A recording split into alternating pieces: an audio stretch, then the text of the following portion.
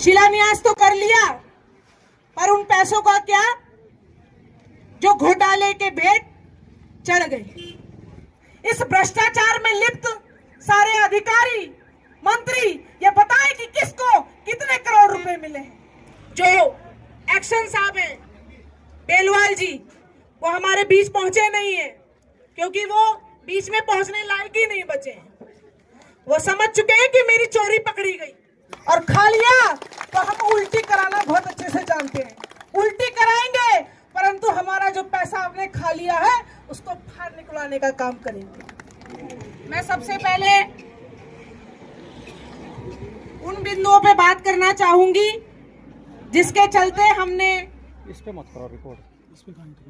2 तारीख को एक प्रेस वार्ता की थी जिसमें हमने जो भी इस भ्रष्टाचार के जुड़े हुए तथ्य हैं उनको प्रेस के सामने व जनता के सामने रखने का काम किया था। और आज आपके सामने भी वो बात रखना चाहते हैं कि किस तरीके से जल जीवन मिशन के तहत एक बहुत बड़ा जो घोटाला है उसकी बू आ रही है।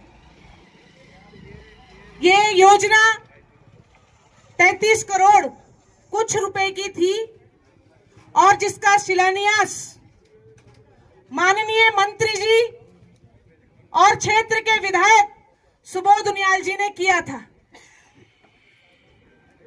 और मैं ये देख रही थी कि बड़े सारे जनप्रतिनिधि लोग उनको माला पहना रहे थे जब वो ये शिलान्यास कर रहे थे। और उन्होंने अपने भाषण में कहा था कि 1.5 साल के अंदर जल जीवन मिशन का जो कार्य है वो पूर्ण होने का काम करेगा। नेताजी ने माला तो पहन ली परंतु पानी देना भूल गए।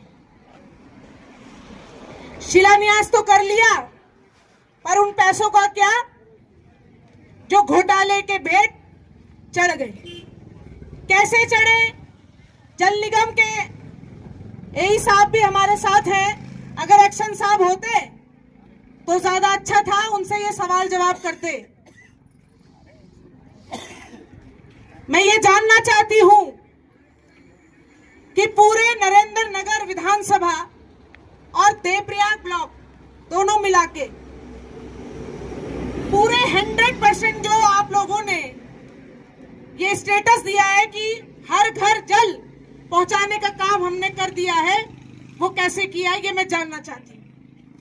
यहाँ पे तमाम भरपूर पट्टी से, दोगी पट्टी से लोग यहाँ पे पहुंचे हैं अपनी समस्याओं को लेके, जिसमें जो गांव है कुर्म, चिलपड़, तोली बछेली, सिमसोड़ा, बमाणा, खरसाड़ी, डोबरी, सौड़, मंजियाड़ी दोगी पट्टी से, नोडू, जमोला, घिगुड़, बैराई गांव, क्यारा, मठियाली और पालकोट से कैंसुर।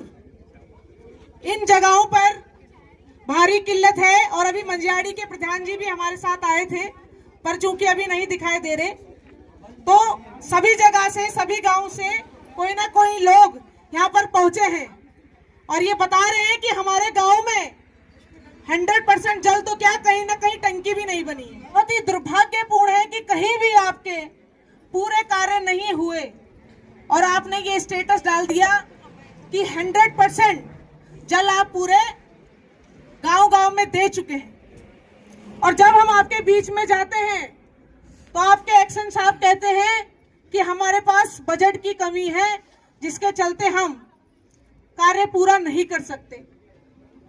और साथ में ये भी बताया कि 80% कार्य हमने पूरा कर लिया है।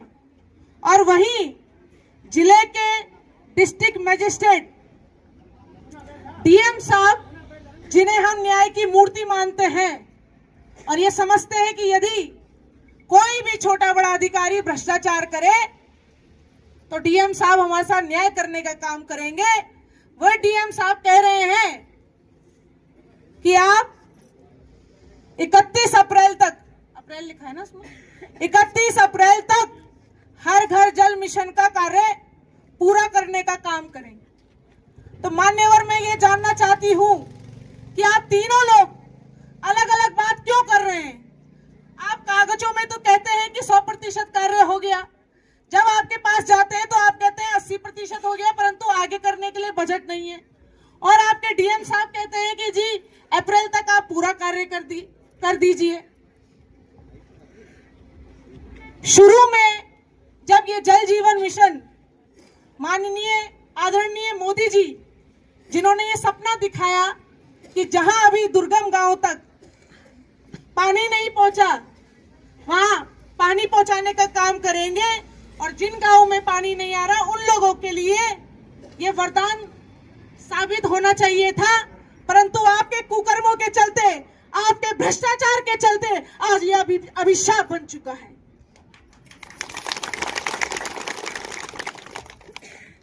करोड़ों का बजट केंद्र से आते आते आखिर हमारे गांवों तक क्यों नहीं पहुंचा, ये हम जवाब आज आपसे यहां से मांगते हैं।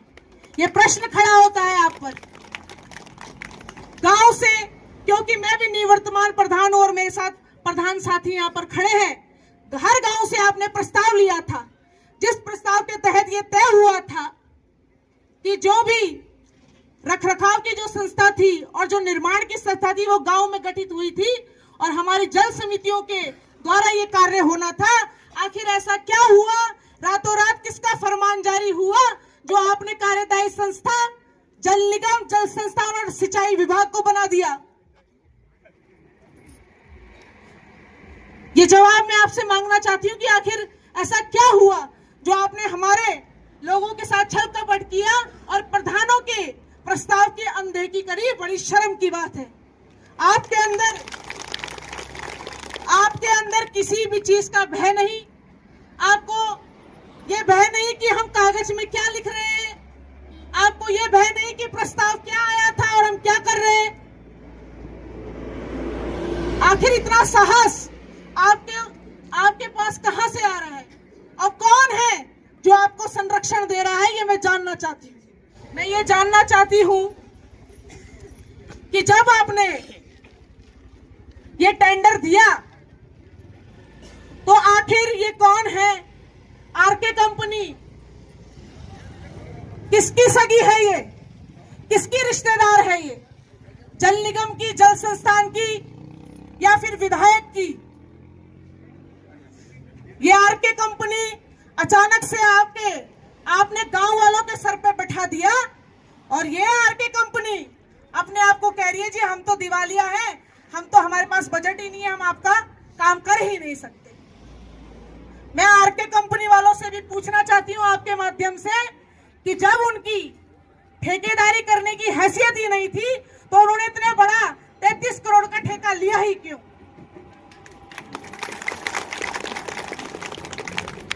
पचास प्रतिशत सरकार 33 करोड़ रुपए में से आपने बताया, आपने ये पर्चा दे रखा है लिख के, एक्शन साहब ने खुद लिखित रूप में लिख के दे रखा है कि हमने 50% जो फंड है वो आरके कंपनी को रिलीज कर दिया। मैं आरके कंपनी से ये पूछना चाहती हूं कि 50% आपको जब पैसा पहुंच गया तो आप क्या चाहते हैं कि सरकार आपको पूरा 100% दे दे तब आप काम करेंगे? आखिर जो बॉन्ड था, जो आपके बीच में एग्रीमेंट हुआ, जो गाइडलाइन थी, आप क्यों जनता के सामने सार्वजनिक नहीं कर रहे? विभाग अपना रोना रो रहा है, आरके कंपनी अपना रोना रो रही है, पर बीच में पिस तो जनता रही है ना। आखिर इतना बड़ा जो तंत्र है,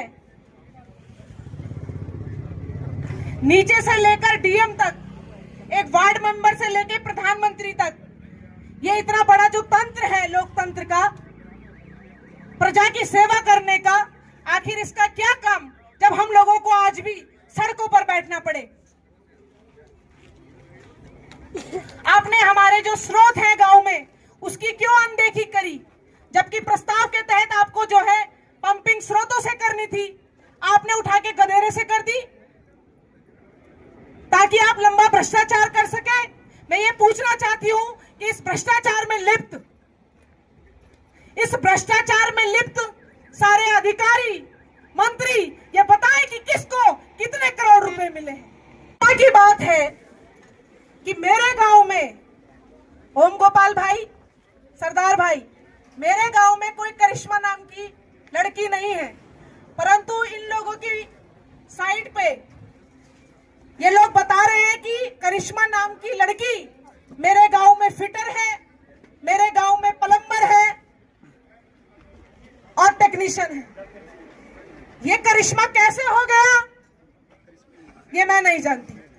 इतना बड़ा जो साहस आपने हमारी जनता के पैसों को लूटने का किया, आखिर मैं ये जानना चाहती हूँ ये साहस आपको कहां से मिलता है? आपको रातों को नींद कैसे आती है? लोगों के हकों का पैसा लेके आपको शर्म आनी चाहिए कि आप गरीब लोगों के पैसे को पता नहीं कहां कहां आप लगा रहे हैं, किसकी सेवा कर रहे हैं। आपको जनता की सेवा के लिए चयनित किया गया है, ना कि आपके मंत्री और विधायकों के लिए, जिनके कहने पे आप ये सारा भ्रष्टाचार कर रहे हैं मौन साधे हुए। दूसरी बात, जो एक्शन साहब हैं बेलवाल जी, वो हमारे बीच पहुंचे नहीं है क्योंकि वो बीच में पहुंचने लायक ही नहीं बचे हैं। वो समझ चुके हैं कि मेरी चोरी पकड़ी गई, इसलिए आज वो यहां पर उपस्थित नहीं है। और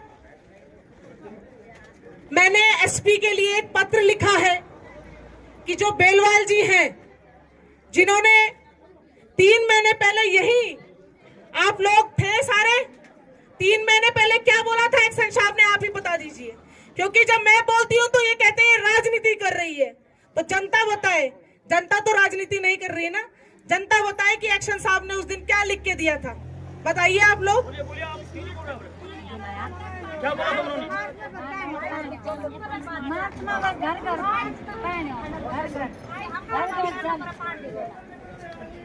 इतनी बड़ी जनता के सामने बेलवाल जी ने लिख दिया, और जब बेलवाल जी से पूछा गया कि आपने ये जो 3 महीने के लिए लिख के दिया था, क्यों लिख के दिया, तो बेलवाल जी कहते हैं जी इतनी बड़ी भीड़ लेके आए थे इसलिए मैंने लिख दिया। जैसे कि ये जो भीड़ थी वो भेड़ों की थी, इंसानों की नहीं थी, इसलिए उन्होंने हमको बेवकूफ बनाया और हमें गुमराह करने का काम किया।